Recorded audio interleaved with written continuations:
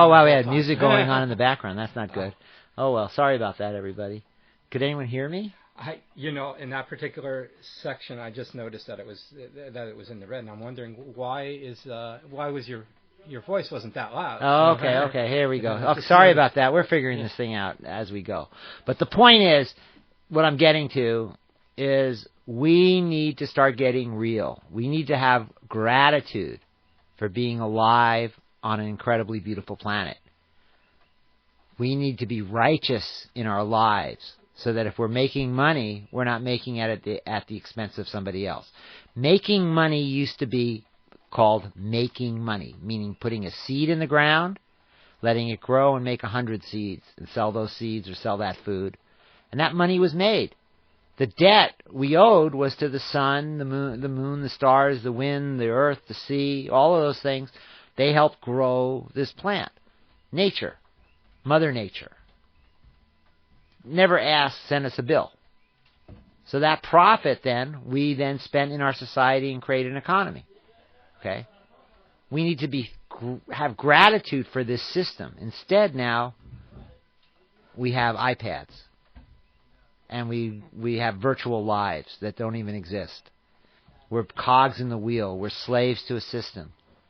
Our economy is created out of thin air by printing presses through interest debt. Even though, if you look back in the text, 100 years ago, most of the things that are being done now would have been called evil by any religious person. Usury, debt, poisoning your children, poisoning your progeny, fouling your nest, destroying the nearshore environment, killing all the fish, nuclear power. What? Nuclear power, nuclear for peace. They talk about it, it's going to stop the carbon footprint. I mean, that was the whole carbon agenda, the whole global warming agenda, all funded by the nuclear power industry. Now, the nuclear power industry isn't really, that's even wrong. It's not the nuclear power industry. It's the United States Defense Department. And what's the United States Defense Department? The military wing of the United Nations. And what's the United Nations? It's Anglo-American neocolonialism. So basically what we have is we have a neo-colonial global empire based on an American, Anglo-American basis. The Americans are the military arm of that. And just look at nuclear for peace. We have, peaceful atoms. We're going to grow energy, and it's going to be all this wonderful stuff. After Fukushima, they said, look, that just proves how safe it is. Look, Fukushima, that's what they said. Really? Yeah. They said that just proves how safe it is, because look, and nothing really happened. So they hid the meltdowns from everybody. The radiation pouring in the Pacific, no big deal. All the particles now that are washing up in Hawaii and on the top of the ocean and killing all the sea stars and all the animal deaths. That's not has nothing to do with nuclear radiation. The fact that there's no more sardines, no sardines at all in the ocean anymore in the Pacific Ocean. No, none, zero. That has nothing to do with the nuclear radiation. It just happens to happen right after Fukushima. Yeah. All of these problems, all the thyroid problems that we're not hearing about, all the kid problems, all the cancer clusters that are now occurring around Tokyo. That's no big deal. And then we have the hundreds of thousands of new deaths by pneumonia, and I think if anybody in Hawaii realizes that in the last 2 or 3 years, we've all know somebody that had horrible pneumonia. I've had it. Almost everybody in Hawaii at least knows someone that almost died of pneumonia or some kind of lung problem, which was predicted when Fukushima happened, that we were going to see that because of the depressed immune system and the prevalence of stuff. Now we're seeing these clusters of H1N1, H10N6, all these new viruses that are coming online. What is going on? We see, and I'm going to start repeating, we see a lowering of price of food, cheap food. Cheap food. We see increase in debt.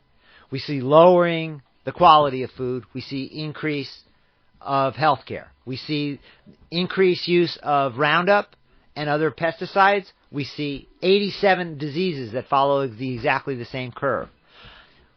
We have less people that are happy. We have more people that are addicted to drugs. We have less people that are on the land. When it used to be 1 out of 8, 1 out of 10, it's now 1 out of 200. Nobody knows who who's growing their food. The food comes from thousands of miles away from exactly the same people that talk about carbon footprints. Imagine the amount of carbon it takes to move your Pepperidge Farm TV dinner from wherever it's made to wherever you're getting it. Yet, breathing carbon dioxide, someday they're going to be charging us for, because carbon dioxide has now been declared a noxious gas, and it's opened the door to basically a carbon tax on every human being for breathing, for just breathing. It's where we're going. And then we're being told it's getting warmer, yet we're not really seeing it. Maybe it's staying the same. I don't know. I don't think if it's getting colder, but it certainly doesn't seem like it's getting warmer anywhere. It certainly seems like it's been the coldest I remember in Hawaii in a long time. Not tonight, but boy, last week or 2 weeks ago, whoa, it was cold here. Unbelievable. But this whole climate change fear completely took over the environmental movement. I was involved intricately in the environmental movement in the late 60s. I watched small groups completely being taken over by corporations, and the agenda changed. It changed from local environmental issues. It changed from saving the whales. It changed from oil spills. It changed from concern about pesticides. It changed from groundwater contamination. It changed from all of those concepts to carbon. So our environmental movement now is a bunch of crazy people trying to talk about your carbon footprint. Okay? Carbon is an indicator of industrial use. The more carbon that's in the atmosphere from people using it means there's more industrial use. It can be tied to all kinds of other problems that are the real problem. It's just an indicator. When we have more carbon, I don't think we should have more carbon in the atmosphere. I think we should have less industry going on. I think we should be living closer to land. I think we should have a carbohydrate economy. I don't think we should be burning hydrocarbons. I agree with all of that, but we don't stop it by taxing carbon. That's ridiculous. By increasing the price of food, by increasing the price of everything to poor people. When 83 people control half of the world's wealth, 83 people, there's something really wrong. What, 83 people have more money than half of the world's population. There's something very wrong. And those 83 people should be very, very, very, very scared. Because those 83 people came at their money criminally. And if we ever get anybody in office, if we're ever able to actually have a government that watches out for people, these people will be prosecuted, and their wealth will be forfeited, civil forfeiture because of criminal activity, and hopefully there'll be some redistribution. Now I'm sounding like Che Guevara or something, right? But we're at that point. We have to have concern for our children, for their genetics, for the people that can't reproduce because they ate a pineapple from Dole that had some DBCP on it. Now they're going and spending $20,000, $30,000 at fertility clinics because of some chemical that they don't even realize is contaminating them. And now they love the medical system because now they've given birth to some child that who knows how many problems that child's going to have because it was born to people that weren't able to actually deliver children healthily, because they spent $20,000, $30,000. I think is that the direction they're going, to the point where the only people with an extra $20,000, $30,000 in currency are going to be able to have children? And is that why they have all this genetic testing? Because there's so many kids being born with problems that now they want to start creating superhumans? Is this the end game? Is this? I mean, I'm getting crazy now. It sounds absolutely nutty, but it all comes back to controlling us as human beings.